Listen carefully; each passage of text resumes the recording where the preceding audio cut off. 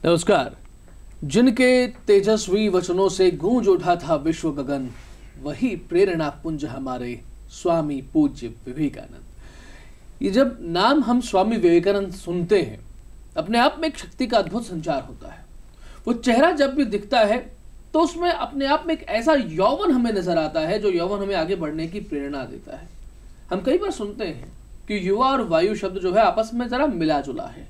युवा शब्द को उल्टा करते हैं तो वायु बनता है। वायु जो प्राण है जीवन के लिए, युवा वैसे ही जान है, शान है इस समाज के लिए, इस देश के लिए, इस धर्म के लिए। लेकिन उस युवा को प्रेरित करने वाला कोई तो होना चाहिए। हालांकि इस सनातन भारतीय परंपरा में बहुत से लोग ऐसे हुए, लेकिन पिछले 150 वर्षों की अगर हम बात करें तो स्वामी विवेकानंद उसमें सबसे पहली कतार में खड़े हुए नजर आते हैं। ऐसे स्वामी विवेकानंद जिनका जन्म 12 जनवरी, और अगर तिथियों की बात करें तो उस समय मकर संक्रांति थी, तो उस दिवस हुआ जिसे आज हम युवा दिवस के नाम से भी मनाते हैं। और इसीलिए मैंने कहा कि आज के कार्यक्रम का जो थीम है हमारा, दैट इज लाइक युवाओं के प्रेरणा पुंज स्वामी विवेकानंद। बीच में इस कार्यक्रम में आप सभी का बहुत बहुत स्वागत, अभिनंदन। और इस विषय पर हमारे साथ बात करने के लिए जो उपस्थित हैं स्टूडियो में, उनका परिचय आपसे करा देता हूं। आप हैं श्रीमान विक्रांत सिंह जी। विक्रांत जी विवेकानंद केंद्र कन्याकुमारी के कार्यकर्ता है। विक्रांत जी, दूरदर्शन स्टूडियो में आपका बहुत स्वागत, अभिनंदन। धन्यवाद। विवेकानंद जी, युवा जो होता है वो उसमें खून का एक सैलाब होता है, उमड़ता घुमड़ता हुआ, एक उबाल मारता हुआ गर्म खून उनके अंदर होता है। लेकिन उसमें अब बात यह है कि तूफान कहाँ जाएगा। तूफान डिस्ट्रैक्ट करेगा या तूफान जाएगा तो एकदम पीछे से निकलता हुआ ऐसा आएगा कि सीधा आपको ओलंपिक में नीरज जी की तरीके से गोल्ड मेडल ही दिला करके लेके जाएगा। अब बात है कि उस ताकत का, उस शक्ति का सही प्रयोग, सत्कर्मों में प्रयोग, एक सही दिशा में आगे बढ़ने के तरफ सकारात्मक रूप से प्रयोग करने के लिए लोगों को जीवन पढ़ना पड़ेगा। और ऐसा जीवन स्वामी विवेकानंद का ही हमें देखने को मिलता है। शुरुआत में कुछ बोले, फिर हम आगे बढ़ते हैं। निधि जी, हम अगर स्वामी विवेकानंद इस शब्द को सुनते हैं तो सहज ही हमें ऐसा एहसास होता है कि एक युवा ऊर्जा हमारे चारों तरफ आ गई है और सहज रूप से हम प्रेरित होने लग जाते हैं। बहुत सी बार मैं सोचता हूं कि हमें एक बार चिंतन मनन करने की आवश्यकता है। 12 जनवरी 1863 1863 और ऑलमोस्ट 150 साल हो चुके हैं। 150 साल के बाद हम एक सन्यासी के ऊपर यहाँ बैठ करके बातचीत कर रहे हैं, और बातचीत क्या कर रहे हैं कि वो युवाओं के प्रेरणा स्रोत हैं। 150 साल में दुनिया बहुत बदली है। वो एक ब्रिटिश इंडिया था, कॉलोनियल एरा था, उसके बाद वर्ल्ड वॉर हुए हैं, टेक्नोलॉजिकल चेंजेस आ गए हैं, सब कुछ बदल गया। लेकिन आज भी 150 साल बाद स्वामी विवेकानंद के विचार युवाओं के लिए प्रेरणा स्रोत क्या है, उन विचारों में ऐसा क्या था, पहली चीज।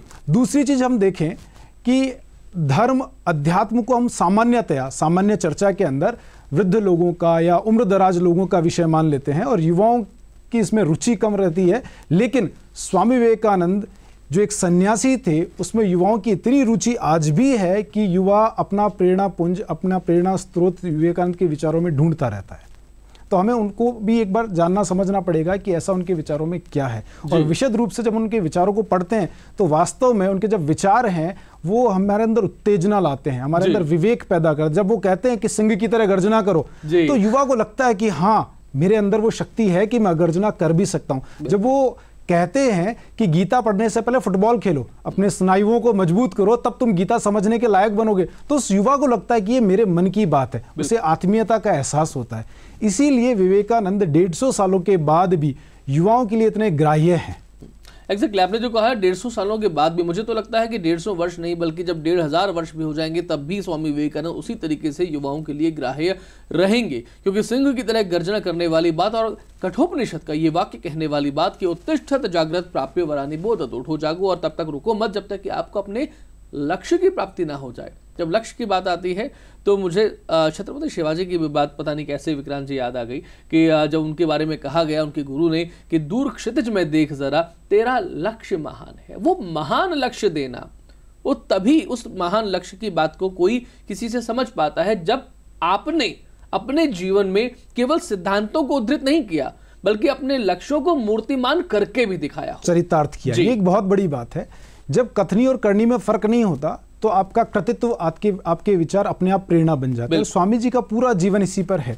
स्वामी जी का आप अपने गुरु के प्रति समर्पण देखिए, उनके अंदर स्वाभिमान का भाव देखिए, उनमें सेवा का भाव देखिए। वो जब कहीं भी उन्होंने अपना व्याख्यान दिया उसमें बार बार उन्होंने ये कहा है कि धर्म का एकमात्र लक्ष्य है मानव मात्र की सेवा। अगर आप दरिद्र नारायण को ईश्वर मानकर पूजा नहीं कर सकते तो आपके लिए उस धर्म का कोई मतलब नहीं है। बार बार स्वामी जी ने अपने कृत्यों से इस चीज़ की पुष्टि भी करी है। मुझे एक वाकया याद आता, अभी कोविड का समय भी चल रहा है और अक्सर ये देखा जाता है कि हम जब धार्मिक और आध्यात्मिक बातें करते हैं तो हम व्यवहारिकता से दूर हट जाते हैं। स्वामी विवेकानंद का पूरा जीवन, उनके सारे विचार व्यवहार पर आधारित हैं। वो आदर्शवादी कहीं भी नहीं होते। वो जीवन की यथार्थता को बहुत अच्छे से और गहराई से समझते हैं और उसी अनुरूप यथार्थ समाधान भी प्रस्तुत करते हैं। मुझे एक उदाहरण याद आता है, कोलकाता में प्लेग फैला था जब स्वामी जी वहाँ थे। और प्लेग, अब हम जानते हैं ब्रिटिश इंडिया था, आज की तरह सुविधाएं नहीं थी, लोक कल्याणकारी सरकारें उस वक्त नहीं हुआ करती थी, लोकतंत्र था नहीं। तो उस वक्त जो भी सुविधाएं थोड़ी बहुत ब्रिटिश सरकार ने दी वो थी, और अदरवाइज लोगों को अपने हाल पे मरने को छोड़ दिया गया। उस वक्त समाज आगे आया और समाज को नेतृत्व देने के लिए स्वामी विवेकानंद जैसे लोग आके आए और स्वामी जी ने उस वक्त स्वच्छता का महत्व लोगों को समझाया। उन्होंने उस वक्त कहा कि ईश्वर पूजा को एक तरफ रखो, अभी ईश्वर पूजा महत्वपूर्ण नहीं है, अभी दरिद्र नारायण की पूजा के लिए में स्वच्छता को हमारा आदर्श बनाना पड़ेगा। और स्वच्छता के उन्होंने कुछ मानदंड भी बनाए और उसके लिए प्लेग मैनिफेस्टो बनाया। अगर आप सर्च करेंगे इंटरनेट पे आपको प्लेग मैनिफेस्टो मिलेगा। वी कैन इमेजिन दैट आज हम जिस कोविड प्रोटोकॉल की बात करते हैं उनकी व्यवहारिकता देखिए, उस समय उन्होंने प्लेग मैनिफेस्टो बनाया और जिसकी आज के इस कोविड के काल में बड़ी समीचीन आवश्यकता है। आपने चूंकि कोविड की बात करी थी विक्रांत जी, तो मैं यहाँ पर ये भी इस चीज को भी साथ में लाना चाहूंगा, क्योंकि कोविड के दौर में युवाओं को स्ट्रेस जो है वो बहुत हुआ है। क्योंकि अगर हम चाहे मेडिकल फ्रेटर्निटी की बात करें, इंजीनियरिंग फ्रेटर्निटी की बात करें, तो सभी जगह ये देखा गया कि अब लोगों को प्रैक्टिकल जो है, हमारे जो छात्र हैं, विद्यार्थी हैं, उनको प्रैक्टिकल उतनी अप्रोच नहीं मिल पाई जो लैबोरेटरीज में, जो प्रयोगशालाओं में उनको मिला करती थी। दोनों ही जगहों पर, इंजीनियरिंग में, मेडिकल में, या फिर ऐसी किसी भी और संकाय में जिन्हें प्रोफेशनल्स कहा करते हैं। ऐसे में जो एक स्ट्रेस, जो एक तनाव मन में आता है, उस तनाव से अपने आप को कैसे दूर किया जाए, स्वामी विवेकानंद अपने जीवन में उस स्ट्रेस मैनेजमेंट को कैसे बताते हैं? स्वामी जी का जीवन पूरा संघर्षों से भरा पड़ा रहा है। कदम कदम पे उन्होंने संघर्ष को देखा है।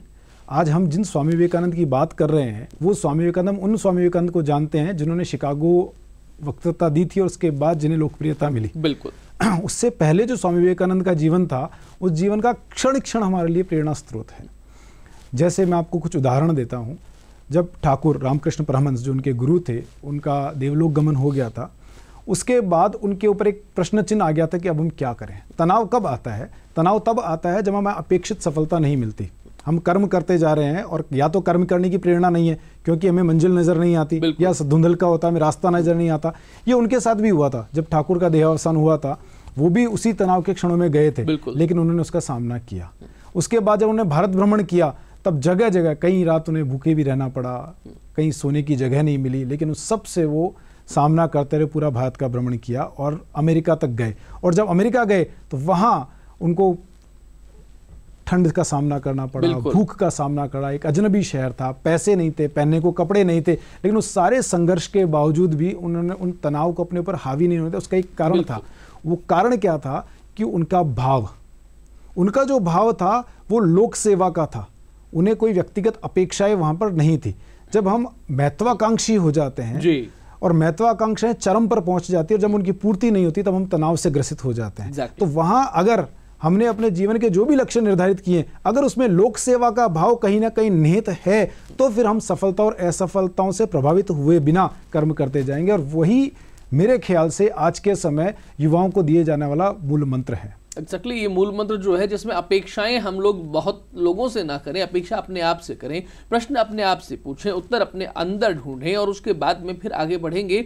तो किसी न किसी तौर पे जब धूप में आपको कोई पेड़ दिखेगा तो उसकी छाया में रुकने का मन नहीं करेगा, क्योंकि लगन लग रही है। और वो जो लगन लगेगी, वो जो लौ जगेगी, वो लौ आपको आगे लेकर के जाएगी। बात यहाँ पर मैं विक्रांत जी ये भी करना चाहूँगा, क्योंकि स्वामी विवेकानंद जैसा कि आपने भी उद्धृत किया कि फुटबॉल के मैदान में जाइए, अपने स्नायुओं को मजबूत कराइए, अब मांसपेशियों को, स्टील की मांसपेशियों की बात वो किया करते थे। तो क्या स्वामी विवेकानंद एक योद्धा समाज की बात किया करते थे, जो कि भारत में हमेशा से रहा है? हमारे ग्रंथ, हमारा इतिहास, रामायण, महाभारत, चंद्रगुप्त मौर्य, राजा हर्षवर्धन, राजा समुद्रगुप्त, छत्रपति शिवाजी महाराज, ये सब कुछ योद्धा समाज रहा है। तो क्या स्वामी विवेकानंद का योद्धा समाज से अभिप्राय था?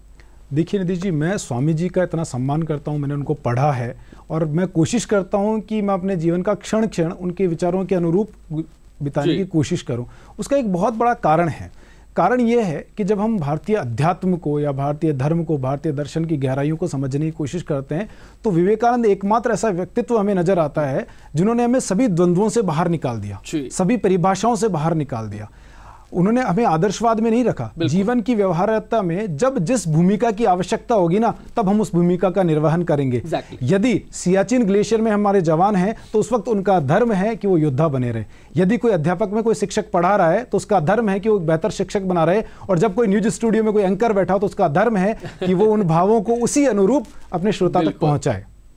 एग्जैक्टली आपने अच्छी बात कही कि योद्धा केवल वो नहीं होता जो कि रण में जाता है और खून बहाता है या फिर किसी अपनी रक्षा करता है अपने लोगों की। रक्षा का मतलब तो धर्म से भी आता है। जब हम कहते हैं धर्मो रक्षति रक्षतः, धर्म उसकी रक्षा करता है जो धर्म की रक्षा करता है, तो चाहे वो वैवाहिक धर्म हो, चाहे वो आपद धर्म हो, चाहे वो जीवन के किसी भी क्षेत्र में किए जाने वाला काम ही क्यों ना हो। चूंकि आपने अध्यात्म और जीवन दर्शन की बात करी है यहाँ पर, तो एक स्वामी विवेकानंद को एक सन्यासी योद्धा के तौर पे बड़ा कहा जाता है। तो सन्यासी और योद्धा ये दो शब्द आपस में कैसे मिलते हैं, और जब मिलते हैं तो उसके बाद में विश्व भर में केवल भारत के युवा नहीं, युवा जर्मनी में भी वैसा ही है, अमेरिका में भी वैसा ही है और ऑस्ट्रेलिया में भी वैसा ही है। ऐसे सभी जो अलग अलग संस्कृतियों से, अलग अलग सभ्यताओं से मिले जुले हैं, उन सब में एक ही विचार कैसे काम करता है।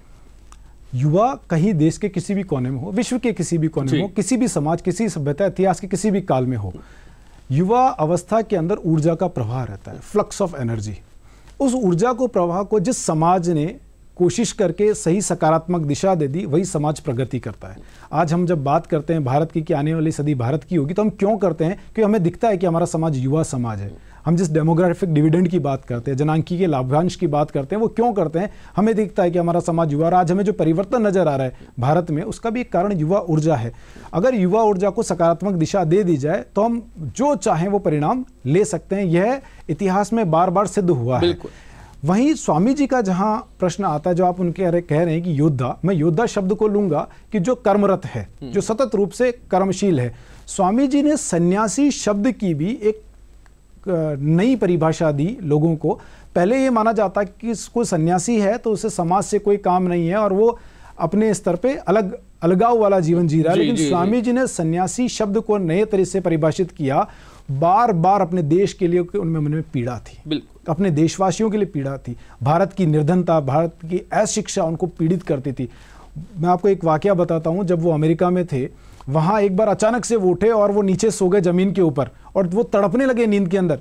तो उनसे पूछा, जो उनके सहचर थे, उन्होंने आकर के पूछा कि स्वामी जी क्या बात हो गई? कि मुझे एहसास हो रहा है कि आज भी मेरे देश के लाखों लोग हैं जिन्हें सोने के लिए बिछोना नहीं मिलता, जिन्हें खाने के लिए खाना नहीं मिलता। ये पीड़ा एक सन्यासी में थी। उनका सन्यासी जीवन जो था वो अलगाव का नहीं था। उनका जो सन्यासी जीवन था वो सतत रूप से कर्मशील रहने का था।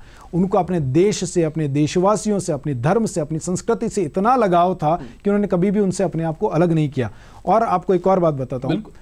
उस समय आप समय सोचिए, 1857 की क्रांति की असफलता भारत देख रहा था। 1863 में उनका जन्म हुआ। उनका जब यौवन था वो 1880 और 90 का समय था, जब बंगाल के अंदर ब्रह्म समाज और जो ब्रिटिश कल्चर था वो फल रहा फूल रहा था, और हमारे अंदर एक निराशा और अपमानजनक बोध घर कर गया था। उस समय जब हम पिछले 500 साल से इस्लामिक आक्रांताओं के अत्याचार का हम साक्षी रह चुके थे, उसके बाद वो व्यक्ति वहां आता है और उद्घोष करके कहता है कि आप लोगों को घृणित, अपमानित होने का कोई अधिकार नहीं है, गर्व से कहो हम हिंदू हैं।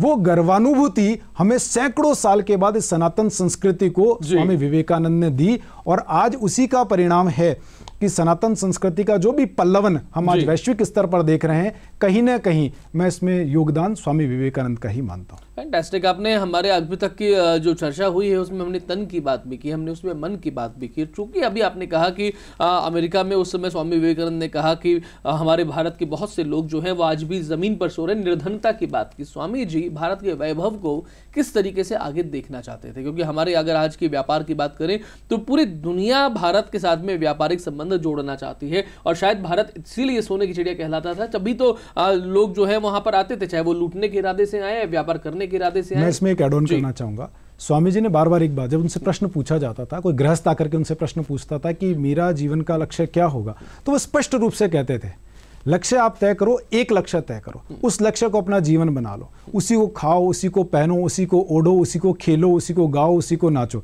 एक लक्ष्य से अपने नस नस को भर लो, वो कोई भी लक्ष्य हो, और उस लक्ष्य को पाने के लिए प्राणपण से चेष्टा कर लो।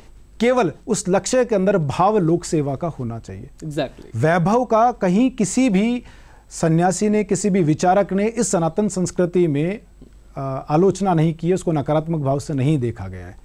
अगर हम ऐसा करते हैं तो वो मानव पुरुषार्थ के ऊपर प्रश्न चिन्ह लगाना है। वो भारतीय संस्कृति की परंपरा नहीं रही है। बहुत सुंदर बात है कि वैभव को कभी भी नकारात्मक दृष्टिकोण से नहीं देखा गया। इसीलिए अगर हम पूज्य स्वामी रामदेव जी की अगर हम बात करते हैं तो जिस तरीके से उन्होंने एक साम्राज्य खड़ा किया है और किसी न किसी तौर से स्वदेशी आंदोलन को बढ़ावा देने की कोशिश, ये भी स्वामी विवेकानंद से ही प्रेरित किसी न किसी तौर पर नजर आती है। क्योंकि विक्रांत जी, हम अपने यहाँ जब महाजन परंपरा की बात आती है तो वो महाजन एक सामान्य से धोती कुर्ता में अपना पूरा जीवन निकाल देता है। कृपण उन्हें फिल्मों में दिखाया गया जरूर है, लेकिन वो व्यक्ति है जिसके नाम से धर्मशालाएं होती हैं, जिनके नाम से भोजशालाएं होती हैं, जिनके नाम से अस्पताल होते हैं। ऐसे लोगों का जो जन को आगे लेकर के चलता है वो महाजन है। ऐसे में व्यापार में या राजनीति में या खास तौर पे मैं एक चीज को यहाँ पर उद्धृत करना चाहूंगा, क्योंकि हमारे पास समय जरा कम है। वो बच्चे जो पढ़ाई कर रहे हैं लेकिन अक्सर कहते हैं कि हमें याद नहीं होता, जो एकाग्रता, लक्ष्य की जो आपने बात की, प्राणपण से चेष्टा करें, लक्ष्य के प्रति वो एकाग्रता वो आएगी नहीं तब तक कुछ संभव होगा नहीं। वो एकाग्रता कैसे करें? बिल्कुल। स्वामी जी से एक बहुत से प्रश्न इस बारे में पूछे गए थे। एक बार का वाकया है, वो एक नदी के किनारे थे, कुछ अंडे के छिलके तैर रहे थे और कुछ बच्चे उसको निशाना लगाने की कोशिश कर रहे थे। तो स्वामी जी वहाँ पेड़ के नीचे खड़े थे, वो मुस्कुरा पड़े, थोड़ा सा जैसे बच्चों की हम बाल लीलाओं को देख करके मुस्कुराते हैं, ऐसे वो मुस्कुरा पड़े। तो वो बच्चे थोड़े से चिढ़ गए उनसे। एक तो श्वेत बच्चे थे और उनको लगा कि एक ब्लैक पर्सन हमारा मजाक उड़ा रहा है, तो उनको थोड़ा बुरा सा लग गया। उन्होंने कहा अगर अच्छा ऐसा ही है तो आप ट्राई करके देखो। स्वामी जी ने उनसे वो बंदूक ली और उन्होंने उसमें से 6 राउंड लगाए और 6 के 6 सटीक निशाने पे गए। तो वो बच्चे सरप्राइज हो गए। उन्होंने पूछा कि आप सैन्य सेवाओं में हैं या आपको अनुभव कैसे हुआ है? तो स्वामी जी ने कहा कि मैंने आज पहली बार गन हाथ में ली है। तो उन्होंने पूछा ऐसा कैसे संभव है? तो उन्होंने कहा कि ये एकाग्रता की शक्ति से संभव है। एक और उदाहरण भी मैं आपको दूंगा। वो जब यूरोप प्रवास पे थे, मैक्स मूलर के यहाँ गए थे, बहुत विद्वान थे यूरोपियन स्कॉलर, और उनसे जब चर्चा हो रही थी तो बीच में मैक्स मूलर कुछ समय के लिए उठ करके गए थे और वहीं उनके पास में एक बुक रखी थी। वो किताब काफ़ी मोटी थी। स्वामी जी ने उस किताब को हाथ में उठाया और जब मैक्स मूलर वापस आए तो उन्होंने बंद करके रख दिया। और स्वामी जी उस पुस्तक के बारे में चर्चा करने लगे तो मैक्स मूलर बड़े आश्चर्यचकित हो गए कि इतनी आपने बुक्स पहले पढ़ रखी है? उन्होंने कहा नहीं, मैंने अभी पढ़ी है, आपके सामने पढ़ी है। तो उन्होंने वापस से उनसे काउंटर क्वेश्चंस किए। स्वामी जी ने पूरी किताब पृष्ठ नंबर के जो पेज नंबर है उसके साथ उन्होंने उनको बता दिया कहाँ क्या लिखा हुआ है। तो एकाग्रता की शक्ति से वो सब कुछ हो सकता है। और इस बारे में जब चर्चाएं की गई तो उसके समाधान भी उन्होंने बताया कि हमारी योग परंपरा में त्राटक और इस तरह की कई सारी विधाएं हैं जिनके द्वारा हम एकाग्रता की प्राप्ति कर सकते हैं। और सबसे बड़ी बात है कि यदि हम अपने आप को ईश्वर के चरणों में समर्पित रखेंगे तो किसी तरह का कोई डाइवर्जेंस युवा अवस्था के अंदर भी वो नहीं आएगा। और जब डाइवर्जेंस आते हैं तभी चित्त अस्थिर रहता है। चित्त स्थिर रहता है तो एकाग्रता की प्राप्ति अपने आप होती है। बहुत सुंदर बात बोली कि चित्त स्थिर रहेगा, एकाग्रता की प्राप्ति अपने अंदर रहेगी, अपने आप रहेगी। हम थोड़ी सी बात कार्यक्रम के अंतिम दौर में नेशन फर्स्ट की करना चाहेंगे, क्योंकि जब हिंदू की बात आती है तो राष्ट्र की बात आती है, यानी कि राष्ट्रीयता की बात आती है। और नेशन फर्स्ट दैट इज एक अंदर का, जो स्वामी रामतीर्थ कहते थे कि मैं चलता हूं तो पूरा भारत मेरे साथ चलता है, तो अपने अंदर उस भारत को लेकर के चलना। स्वामी विवेकानंद एक ऐसे ही व्यक्ति थे, कोलकाता से निकलते हैं और उसके बाद में पूरे विश्व में, जिस तरह से वीर सावरकर अपने आप को विश्व मानव कहते थे, स्वामी विवेकानंद भी वही भाव अपने मन में रख करके चलते थे। तो जो देश के प्रति भाव है, अपने राष्ट्र को कैसे समृद्ध बनाना और उसके लिए हर वो कुछ करना, वो भाव अगर युवाओं में आता है तो चाहे वो तन से, मन से, धन से, हर तरीके से भारत को आगे वो युवा बढ़ाएगा ही। स्वामी जी का जो राष्ट्र के प्रति भाव था, बहुत सी बार उन्हें फादर ऑफ नेशनलिज्म भी कहा जाता है। और जो राष्ट्र के प्रति भाव था उसका एक बहुत सुंदर उदाहरण इससे आप समझ सकते हैं कि राष्ट्र के प्रति उनका लगाव कितना था। जब अमेरिका से वापस आए और श्रीलंका कोलंबो में उतरे थे और जब वहाँ के बाद जब तमिलनाडु की धरती पे आए, चेन्नई आए थे वो, और वहाँ आने के बाद जैसे ही शिप से उतरे वो वहाँ की मिट्टी में लौटने लग गए, है ना। तो उन्होंने पूछा, शिष्यों ने, जो वहाँ पेरूमल करके एक शिष्य थे चेन्नई के, उन्होंने पूछा कि स्वामी जी ये क्या, कि हमारे माँ के आंचल में मैं लौट रहा हूँ, मैं अपने माँ के आंचल में लौट आया हूँ, और जब मैं भारत से गया था तब मैं भारत से प्यार करता था, अब जब मैं वापस लौट के आया हूँ तो मुझे पता चला कि ये पवित्र और पुण्य भूमि है। तो ये स्वामी जी का भाव अपने राष्ट्र के प्रति था, और उनका कहीं भी चिंतन, उनका अध्यात्म जो था वो कहीं भी राष्ट्र से विलग नहीं था। बिल्कुल। उनका संपूर्ण आध्यात्मिक चिंतन व्यक्ति को समाज से, समाज को राष्ट्र से, राष्ट्र को विश्व से जोड़ता था। तो वो स्वामी विवेकानंद एक ऐसा व्यक्तित्व हैं जो हमें समग्रता का दर्शन कराते हैं। वो हमें सिखाते हैं कि जिस अद्वैत की वो बात करते थे कि जब संपूर्ण विश्व एकमेव है, एक ही परब्रह्म है सब जगह, तो जो कुछ भी हमारे आसपास है, हम, हमारा समाज, हमारा राष्ट्र, हमारा विश्व, वो सभी उस एक ब्रह्म की ही अभिव्यक्ति है। उससे उन्होंने अपने विचारों में चरितार्थ करके भी बताया। बहुत सुंदर कार्यक्रम के चूंकि हम लोग एक आपको संदेश लेना चाहेंगे यहाँ पर, और संदेश में मैं चाहूंगा कि आप थोड़ी सी बात स्वामी विवेकानंद जो अपने गुरु परंपरा का जिस तरीके से सम्मान करते थे, और वो गुरु परंपरा ही भारत को सनातन से लेकर के आज तक जो है अक्षुण्ण बनाए हुए है, और इसीलिए हम लोग बने हुए हैं और बने रहेंगे, लेकिन वो गुरु परंपरा बनी रहनी चाहिए। निर्देश, इसको भी हमें समझना पड़ेगा कि भारतीय गुरु परंपरा क्या थी। भारतीय गुरु परंपरा थी कि अपने शिष्य को अभिव्यक्त होने का पूर्ण मार्ग देना, पूर्ण अवसर देना। कहीं भी ऐसा नहीं होता था कि गुरु का अंधानुकरण कोई शिष्य कर रहा होता था। हम अगर ठाकुर श्री रामकृष्ण परमहंस का अगर जीवन देखें, घोर मूर्ति पूजक, पूरे जीवन दक्षिणेश्वर काली मंदिर के अंदर काली माता की पूजा करते हुए अपना जीवन व्यतीत किया।